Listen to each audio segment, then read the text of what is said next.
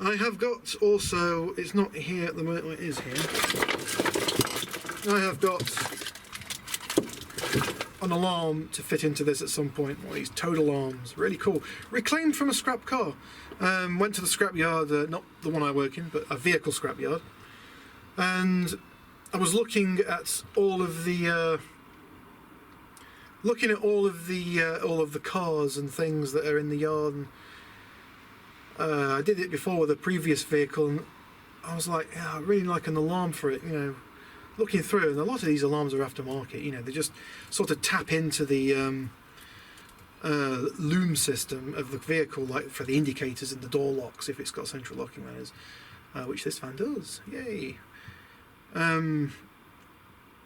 Just various other things, you know, might tap into the horn, tap into the interior courtesy light, things like that. So I thought to myself, well, wouldn't it be nice if I could get that, you know, one of those alarms? And this particular towed alarm is an AI606, which is, if you look on eBay right now, even though these things are like 30 years old and still made, they are worth probably like 300 quid. In fact, I think you can get them installed for 500 quid. It's like, what? Wait, that's a lot of money. If you know a little bit about electronics, you can pick one out of a car yourself if you can find the keys. Just go to the scrapyard. They usually keep the keys in a big bucket. Get the keys out, and you know, hopefully they'll have the registration number on the key as well, which our scrapyard thankfully does. And if the key matches, brilliant stuff.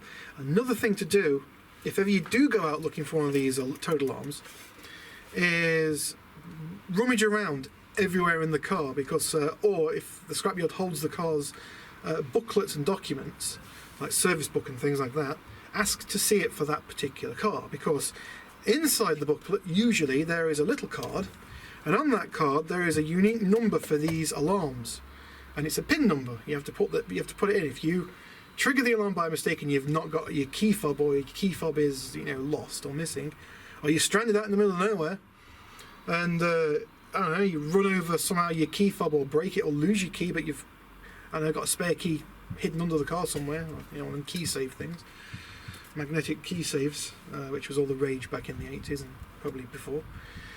You can still lift the immobiliser, because it's got a built-in immobiliser, which is another thing, which is fun. And you can, well, you know, you can start the car and go still. Also, what the PIN number does is, if the alarm hasn't got any key fobs, but you have got the code for it, you can go on eBay and buy another key fob for it for like 12 quid, I think it was, when I saw them. And you can just program it straight up to the alarm by pressing a certain button configuration on the fob. Really nice and easy. I really do like the towed alarms. I've never had an experience with any other alarms apart from the towed. No,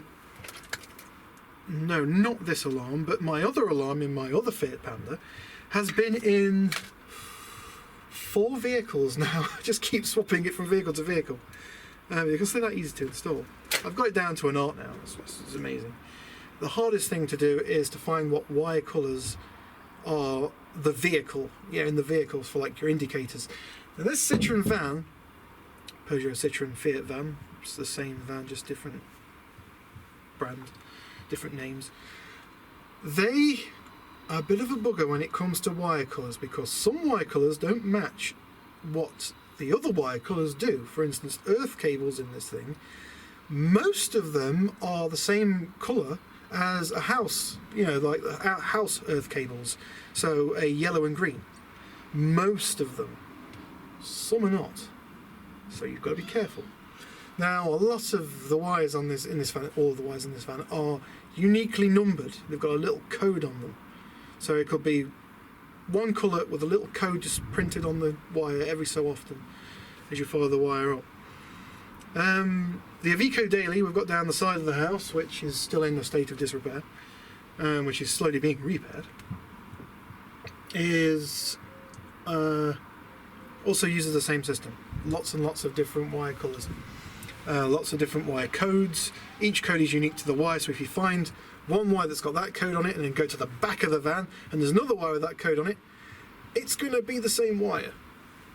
So that's good. That's very handy if you have an eco daily and the wire chafes on the chassis, because the chassis and the body are on the front of the van separate.